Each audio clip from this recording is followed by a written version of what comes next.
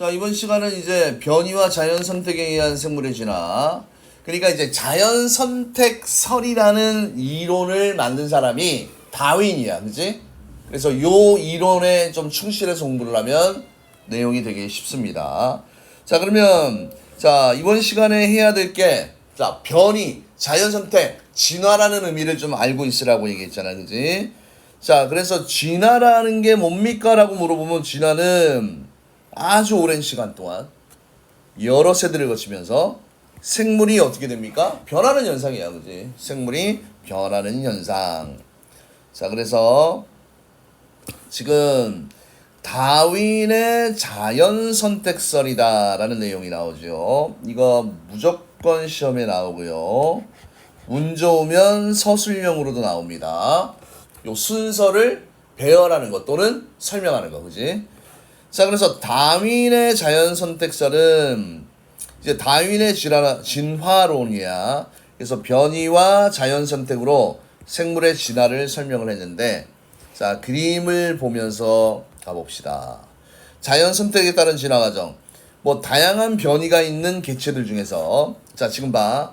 자, 이제 기린들이 굉장히 살기 좋은 그치 환경에 처해졌어. 그지? 그럼 기린들이 어떻게 돼? 새끼를 낳는데 목이 긴 기린도 나오고 목이 짧은 기린도 태어나. 그지? 그러면 니네도 형제가 많은 집안들을 보면 키가 다 똑같은 게 아니잖아. 그지? 또 몸무게가 다 똑같은 게 아니지. 그지? 큰 놈도 있고 작은 놈도 있고. 그지? 그래서 이런 식으로 첫 번째 내용이 뭐냐면 자, 이거 그대로 외우셔야 됩니다. 첫 번째, 과잉 생산과 변이라는 말이 나와. 그지? 자, 여기 변이가 왜 들어갔습니까? 자, 아까 기린이 살기 좋은 환경이야. 그러면 기린이 새끼를 낳아. 근데 목이 긴 기린도 태어나고 목이 짧은 기린도 태어나. 그지? 맞습니까? 그러면 그 다음 과정은 뭘 것 같아? 큰 놈과 작은 놈이 먹이를 가지고 싸울 거 아니야. 그지? 맞습니까? 그래서 처음에는 생물이 주어진 환경에 살아남을 수 있는 것보다 많은 수의 자손을 낳으며 이걸 우리가 무슨 표현으로 한다? 과잉생산이라는 이런 표현을 알아둬야 돼. 과잉생산. 그래서 이때 태어난 같은 종 개체들 사이에는 다양한 형질이 나타납니다. 이걸 변이라고 얘기했지. 그치? 그래서 목이 길다, 목이 짧다. 그래서 두 번째는 이 아이들이 무슨 짓거리를 합니까? 과잉생산한 개체들이 먹이나 서식지 또 배우자 등을 가지고 얘들이 뭘 한다? 싸워. 살기 위해서 경쟁을 하는 거야. 그지? 생존 경쟁을 한다. 그래서 과잉 생산과 변이, 두 번째 생존 경쟁. 그 다음에 이제 세 번째는 이제 자연 선택이야. 그지? 다양한 변이를 가진 개체 중에서, 그지? 자, 환경에 적응하기 유리한 형질을 가진 개체가 생존 경쟁에서 살아남아서 자손을 더 많이 남긴다는 얘기지. 그지? 그래서 먹이가 다 높은 데만 있어. 그지? 그럼 목이 짧은 기린은 어떻게 돼? 도태가 될 거 아니야. 그지? 그죠? 목이 긴 기린만 살아남고, 그래서 나중에는 어떻게 됩니까? 생존 경쟁에 살아남은 개체가 그지? 생존에 유리한 형질을 자손에게 전달해서 그 다음부터는 어떻게 된다는 얘기야? 목이 긴 기린만 계속 태어난다는 얘기야. 알겠습니까? 그래서 자, 생존에 유리한 형질을 자손에게 전달해서 그 형질을 가진 개체의 비율이 높아지고 이 과정이 반복이 돼야 돼. 반복이 되면서 이제 목이 완전 긴 이런 기린이야. 그지? 일반 동물보다는 훨씬 더 목이 길잖아. 그지? 그래서 자, 다윈의 자연 선택설 그대로 통으로 암기를 해두시면 좋습니다. 첫 번째, 자, 다윈의 자연 선택설을 이야기해봐 하면 니네가 얘기할 줄 알아야 돼. 그러면 그냥 기린을 생각해. 살기 좋아. 태어났어. 자손들이 너무 많아. 근데 그 자손 중에는 목이 긴 놈도 있고 짧은 놈도 있어. 그지? 그래서 긴 놈과 짧은 놈이 먹이와 배우자와 그 다음에 서식지를 가지고 막 싸워. 그래서 목이 긴 기린이 그만큼 많이 어떻게 돼? 선택이 됐다는 얘기야. 그래서 이런 것들이 계속 반복하다가 결국은 목이 긴 기린이 완전히 새로운 종으로 자리가 자리 잡게 된다. 이런 내용을 설명하는 겁니다. 그래서 다윈의 자연 선택설 이 문장을 순서를 꼭 바로 외워버리세요. 과잉 생산과 변이, 생존 경쟁, 자연 선택, 유전과 진화. 이거를 꼭 암기를 하시길 바랍니다. 자, 그래서 이제 자연 선택설로 설명한 기린의 진화 과정. 방금 설명했지, 그지? 많은 수의 기린, 목이 긴 놈, 짧은 놈, 과잉 생산과 변이고, 그 다음에 목이 긴 기린은 높은 곳에 잎을 먹기에, 목이 짧은 기린은 높은 곳에 잎을 먹기에 불리하여서 죽었고, 목이 긴 기린만 살아남았지, 그지? 생존 경쟁과 자연 선택이고요. 그 다음에 이제 살아남은 목이 긴 기린이 형질을 자손에게 전달해서 이 과정이 반복되어 목이 긴 기린이 번성하였다. 유전과 진화에 대한 내용이지, 그지? 자, 그래서 이 자연 선택설에 근데 한계가 있었어, 그지? 문제점, 그지? 한계점이 그러면 도대체 왜 기린이 태어날 때 어떤 놈은 목이 길고 어떤 놈은 목이 짧은지, 그지? 이 변이의 원인을 설명할 수 있었습니까? 없습니까? 없었지, 그지? 그래서 자, 요것도 시험에 잘 나와요. 한계점.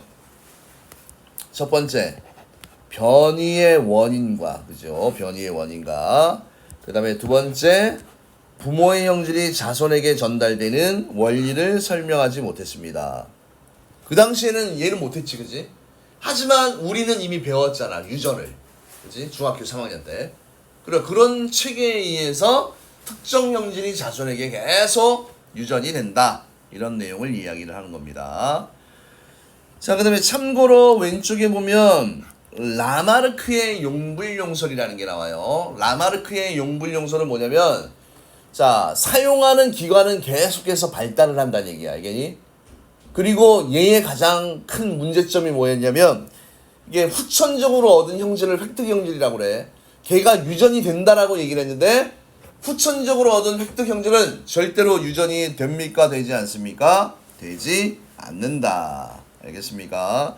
그래서 라마르크의 용불용설이라는 이론은 많이 사용하는 기간은 발달하여 자손에게 유전되고 사용하지 않는 기간은 퇴화하여 진화가 일어난다 라고 설명을 했지만, 후천적으로 얻은 획득 형질은 유전이 되지 않기 때문에 라마르크의 이 용불용설 이론은 받아들여지지 않았다라는 이야기입니다.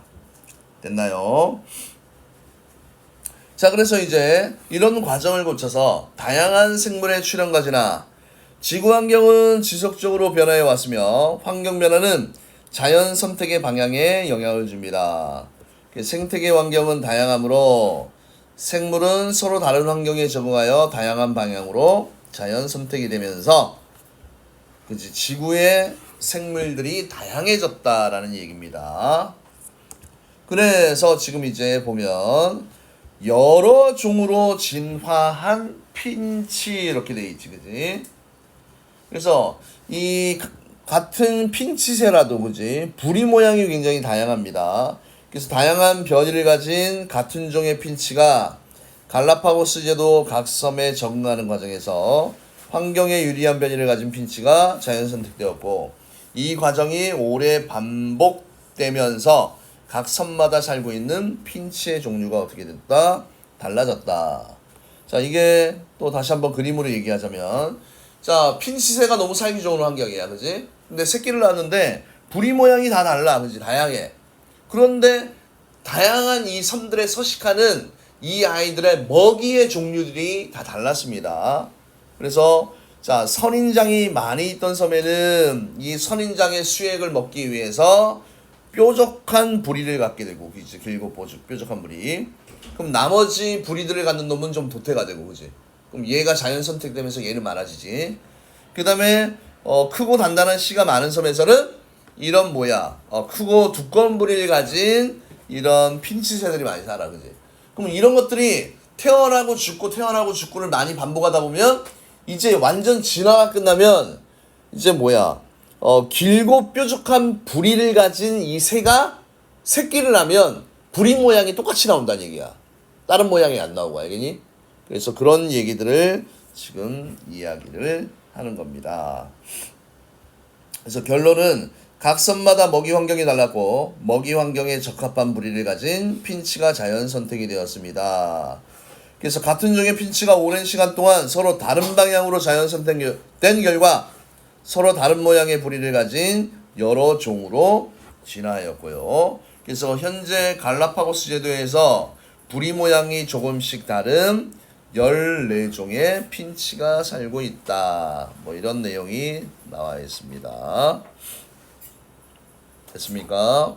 그 다음에 뭐 그랜드 캐니언에 사는 다람쥐에 진화는 생략하도록 합시다. 자, 짧은데 요 개념 확인 문제 후딱 정리하고 한번 봅시다. 자, 핵심 체크 연필 드세요. 자, 생물이 오랜 시간 동안 여러 세대를 거치면서 변화하는 이런 현상을 뭐라고 얘기합니까? 진화라고 얘기를 하지. 그 다음에 다윈의 자연선택설, 생물이 진화하는 과정을 과잉 생산과 변이, 문장을 그냥 달달달 외우세요. 과잉 생산과 변이, 생존 경쟁, 그 다음에 제일 중요한 표현 자연 뭐가 나옵니까? 선택, 그 다음에 유전과 진화. 그래서 요 네 덩어리 꼭 외우세요. 오늘의 제일 중요한 부분이고 시험에 무조건 나옵니다. 그 다음에 생물은 서로 다른 환경에 적응하여 다양한 방향으로 자연 선택되었다. 그래서 지구에 다양한 생물이 나타나게 되었습니다. 자, 그 다음에 1번 문제. 생물의 진화에 대한 설명으로 옳은 것을 동그라미 열차하는 것을 X로 표시하십시오. 한 세대 내에 빠르게 일어납니다. 맞습니까? 아니지. 진화는 아주 오랜 시간에 여러 세대에 걸쳐서 일어납니다. X. 그 다음 변이는 진화의 원동력이 될 수가 있네요. 그 다음에 진화 결과 지구의 생물종이 다양해졌습니다. 맞고요. 진화는 우수한 형질을 가진 개체가 자연 선택하는 게 아니고, 야, 이거 되게 많이 틀리는 부분이야. 우수한 형질을 가진 개체가 자연 선택이 되는 게 아니고 생존에 뭡니까? 생존에 유리한 형질을 가진 개체가 자연 선택돼. 생존에 유리한 개체가 자연 선택됩니다. 틀렸습니다. 그 다음에 다윈의 진화론에 대한 설명으로 옳은 것은 다윈은 변이와 자연 선택을 종합하여 생물의 진화를 설명하였습니다. 맞아요. 그 다음에 생물은 주어진 환경에서 살아남을 수 있는 것보다 많은 수의 자손을 낳았습니다. 맞습니다. 그 다음에 환경에 적응하기 유리한 형질을 가진 개체가 살아남아 더 많은 자손을 남깁니다. 맞습니다. 그 다음에 다윈은 개체 사이의 변이가 일어나는 원인을 유전의 원리를 이용하여 설명하였습니다. 아니야. 그때 당시에는 유전의 원리를 몰랐습니다. 알겠습니까? 맞지? 그래서 자연 선택설의 한계점은 뭐라고 얘기했어? 변이의 원인과 그때 부모의 형질이 자손에게 전달되는 원리, 그렇지? 부모의 형질이 자손에게 전달되는 원리를 설명하지 못했습니다. 이런 거 서술형으로 되게 좋아. 자연 선택설의 한계점을 서술하시오. 이 두 가지. 그 다음에 다음은 갈라파고스 제도에서 핀치종이 다양해지는 과정을 설명하고 있다. 가래 하나에 알맞은 말을 쓰십시오. 남아메리카 대륙에서 한 종의 핀치 무리가 갈라파고스 제도를 건너와 각 섬에서 부리 모양과 크기가 다양한 핀치가 태어났다. 그 다음에 각 섬의 무슨 환경이요? 먹이 환경에 적응하는 과정에서 생존에 유리한 변이를 가진 핀치가 뭐가 되었다? 자연 선택이 되었습니다. 자연 선택되었고 이 과정이 오랫동안 반복되고 누적되어서 각 섬마다 살고 있는 핀치의 종류가 달라졌습니다. 됐습니까? 그래서 다윈의 자연 선택설 내용은 되게 간단했지, 그지? 딱 중요한 포인트가 이거야, 그지? 이거 하나 딱 기억하시면 됩니다. 네, 이상입니다.